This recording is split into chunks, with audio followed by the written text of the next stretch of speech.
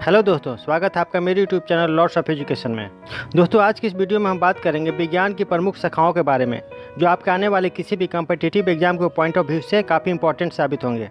दोस्तों, वैसे तो विज्ञान की बहुत सारी शाखाएं हैं, लेकिन आज की इस वीडियो में हम उन्हीं शाखाओं के बारे में बात करेंगे जो प्रत्येक एग्जाम में बार बार पूछे जाते हैं, रिपीट किए जाते हैं। इसीलिए आप इसे इग्नोर बिल्कुल न करें, शुरू से अंत तक देखें और याद कर लें। तो चलिए फटाफट चलते हैं अपने टॉपिक की ओर। इस टॉपिक का पहला क्वेश्चन है, पुष्पों का अध्ययन विज्ञान की किस शाखा के अंतर्गत किया जाता है? या फिर हम इसे इस तरह से कह सकते हैं कि पुष्पों का अध्ययन को क्या कहा जाता है? तो इसका सही आंसर हो जाएगा एंथोलॉजी। पुष्पों का अध्ययन को एंथोलॉजी कहा जाता है। दोस्तों, एंथोलॉजी के अंतर्गत सिर्फ फूलों का अध्ययन किया जाता है, लेकिन जब फूलों की खेती के बारे में अध्ययन करना होता है तो उसे फ्लोरिकल्चर कहा जाता है। तो इसे आप याद रखेंगे, पुष्पों का अध्ययन को एंथोलॉजी कहा जाता है और पुष्पों की खेती को फ्लोरिकल्चर कहा जाता है। सेकेंड क्वेश्चन है, फलों का अध्ययन विज्ञान की किस शाखा के अंतर्गत किया जाता है? तो इसका सही आंसर हो जाएगा पोमोलॉजी। थर्ड नंबर पे क्वेश्चन है, मछलियों का अध्ययन विज्ञान की किस शाखा के अंतर्गत किया जाता है? तो इसका सही आंसर हो जाएगा इक्थियोलॉजी। फोर्थ नंबर पर क्वेश्चन है, मत्स्य पालन यानी मछली पालन का अध्ययन विज्ञान की किस शाखा के अंतर्गत किया जाता है?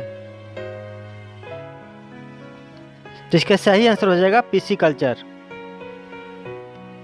दोस्तों, मत्स्य पालन के अध्ययन को पिसीकल्चर कहा जाता है और मछलियों का अध्ययन को इक्थियोलॉजी कहा जाता है। फिफ्थ नंबर पर क्वेश्चन है, मधुमक्खी पालन का अध्ययन विज्ञान की किस शाखा के अंतर्गत किया जाता है? तो इसका सही आंसर हो जाएगा एपीकल्चर। सिक्स नंबर पे रेशम कीट पालन का अध्ययन विज्ञान की किस शाखा के अंतर्गत किया जाता है? तो इसका सही आंसर हो जाएगा सेरीकल्चर। रेशम कीट पालन के अध्ययन को सेरीकल्चर कहा जाता है। सेवेंथ नंबर पर क्वेश्चन है, मकड़ियों का अध्ययन विज्ञान की किस शाखा के अंतर्गत किया जाता है? तो इसका सही आंसर हो जाएगा अरेक्नोलॉजी। 8 नंबर पर क्वेश्चन है, कीट पतंगों का अध्ययन विज्ञान की किस शाखा के अंतर्गत किया जाता है? इसका सही आंसर हो जाएगा एंटोमोलॉजी। कीट पतंगों का अध्ययन को एंटोमोलॉजी कहा जाता है। दोस्तों, अगर मेरे चैनल पर आप नए हैं तो फटाफट मेरे चैनल को सब्सक्राइब करके नोटिफिकेशन को भी ऑन कर लें, ताकि एग्जाम से रिलेटेड कोई भी वीडियो डालूँ तो सबसे पहले वो आपके पास पहुँचे और कोई भी वीडियो मिस ना हो। और हाँ, वीडियो अगर अच्छी लगे तो प्लीज़ लाइक ज़रूर कर दें। 9th नंबर पर क्वेश्चन है, सरीसृपों और उभयचरियों का अध्ययन विज्ञान की किस शाखा के अंतर्गत किया जाता है? तो इसका सही आंसर हो जाएगा हर्पेटोलॉजी। सरीसृपों और उभयचरियों का अध्ययन को हर्पेटोलॉजी कहा जाता है। 10th नंबर पर क्वेश्चन है, सांपों का अध्ययन विज्ञान की किस शाखा के अंतर्गत किया जाता है? तो इसका सही आंसर हो जाएगा ऑफियोलॉजी। सांपों का अध्ययन को ऑफियोलॉजी कहा जाता है। 11th नंबर पर क्वेश्चन है, पक्षियों का अध्ययन विज्ञान की किस शाखा के अंतर्गत किया जाता है? या फिर हम कह सकते हैं कि पक्षियों का अध्ययन को क्या कहा जाता है? तो इसका सही आंसर हो जाएगा ऑर्निथोलॉजी। पक्षियों का अध्ययन को ऑर्निथोलॉजी कहा जाता है।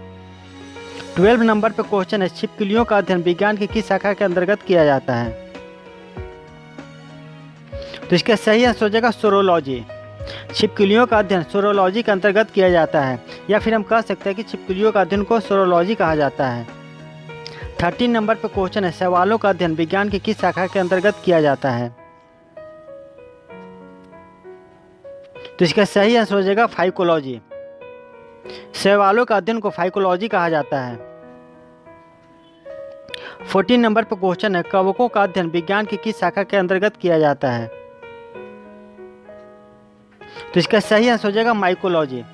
कवकों के अध्ययन को माइकोलॉजी कहा जाता है। 15 नंबर पर क्वेश्चन है, सूक्ष्म जीवों का अध्ययन विज्ञान की किस शाखा के अंतर्गत किया जाता है? तो इसका सही आंसर हो जाएगा माइक्रोबायोलॉजी। सूक्ष्म जीवों का अध्ययन को माइक्रोबायोलॉजी कहा जाता है।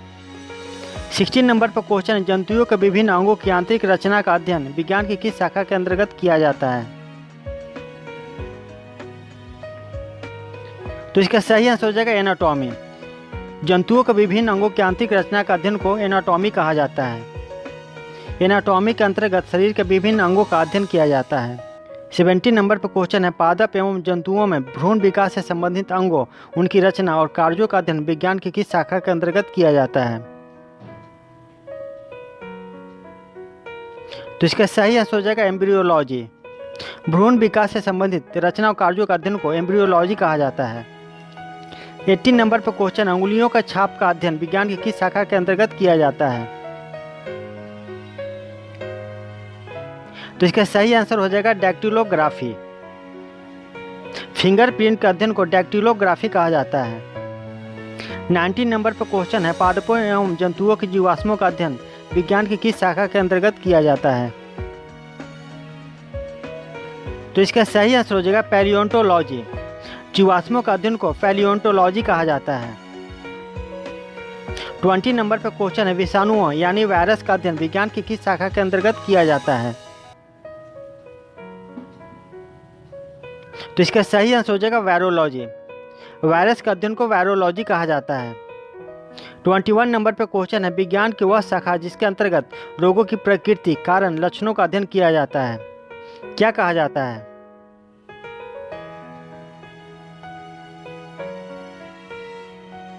तो इसका सही आंसर हो जाएगा पैथोलॉजी। पैथोलॉजी के अंतर्गत रोगों की प्रकृति, कारण और लक्षणों का अध्ययन किया जाता है। 22 नंबर पर क्वेश्चन है, वनस्पति तथा जीव जंतुओं से संबंधित अध्ययन विज्ञान की किस शाखा के अंतर्गत किया जाता है? तो इसका सही आंसर हो जाएगा बायोलॉजी। वनस्पति तथा जीव जंतुओं का अध्ययन को बायोलॉजी कहा जाता है। 23 नंबर पर क्वेश्चन है, भूगर्भ संबंधी अध्ययन विज्ञान की किस शाखा के अंतर्गत किया जाता है? तो इसका सही आंसर हो जाएगा जियोलॉजी। 24 नंबर पर क्वेश्चन है, पर्वतों का अध्ययन विज्ञान की किस शाखा के अंतर्गत किया जाता है? तो इसका सही आंसर हो जाएगा ओरोलॉजी। पर्वतों का अध्ययन को ओरोलॉजी कहा जाता है। दोस्तों, अगर अभी तक आपने मेरे चैनल को सब्सक्राइब नहीं किया तो प्लीज़ सब्सक्राइब कर लें, क्योंकि मैं इसी तरह का इंपॉर्टेंट वीडियो आपके लिए लाता रहूँगा जो आपके आने वाले किसी भी कॉम्पिटिटिव एग्जाम के दृष्टिकोण से काफ़ी इंपॉर्टेंट होंगे। और हाँ दोस्तों, बेल आइकन को प्रेस करके नोटिफिकेशन को भी ऑन कर लें ताकि कोई भी वीडियो मिस ना हो और सबसे पहले आपके पास पहुँचे। 25 नंबर पर क्वेश्चन है, वृक्षों और झाड़ियों का अध्ययन विज्ञान की किस शाखा के अंतर्गत किया जाता है? तो इसका सही आंसर हो जाएगा डेंड्रोलॉजी। डेंड्रोलॉजी के अंतर्गत वृक्षों और झाड़ियों का अध्ययन किया जाता है। 26 नंबर पर क्वेश्चन है, घास यानी ग्रास का अध्ययन विज्ञान की किस शाखा के अंतर्गत किया जाता है? तो इसका सही आंसर हो जाएगा एग्रोएस्ट्रोलॉजी। घास के अध्ययन को एग्रोएस्ट्रोलॉजी कहा जाता है। 27 नंबर पर क्वेश्चन है, जंगलों का अध्ययन विज्ञान की किस शाखा के अंतर्गत किया जाता है? तो इसका सही आंसर हो जाएगा सिल्वीकल्चर। जंगलों का अध्ययन को सिल्वीकल्चर कहा जाता है। 28 नंबर पर क्वेश्चन है, मिट्टी का अध्ययन विज्ञान की किस शाखा के अंतर्गत किया जाता है? तो इसका सही आंसर हो जाएगा पेडोलॉजी। मिट्टी के अध्ययन को पेडोलॉजी कहा जाता है। 29 नंबर पर क्वेश्चन है, मोलस्क वर्ग के जंतुओं का बाह्य खोल या आवरण का अध्ययन विज्ञान की किस शाखा के अंतर्गत किया जाता है? तो इसका सही आंसर हो जाएगा कैंकोलॉजी। कैंकोलॉजी के अंतर्गत मोलस्क वर्ग यानी शंख, सिप्पी धारण करने वाले जीव जंतुओं का बाह्य खोल यानी सेल के बारे में अध्ययन किया जाता है। और दोस्तों, इस वीडियो का अंतिम क्वेश्चन है, पर्यावरण पर पादप और जंतुओं का प्रभाव का अध्ययन विज्ञान की किस शाखा के अंतर्गत किया जाता है? तो इसका सही आंसर हो जाएगा इकोलॉजी। पर्यावरण पर पादप और जंतुओं का प्रभाव का अध्ययन को इकोलॉजी कहा जाता है। तो दोस्तों, उम्मीद करता हूं कि आज का वीडियो आपको अच्छा लगा होगा, और अगर अच्छा लगा हो तो प्लीज़ लाइक ज़रूर कर दें। तो मिलते हैं अगले वीडियो में नए इंपॉर्टेंट टॉपिक के साथ। तब तक के लिए good bye and thank you.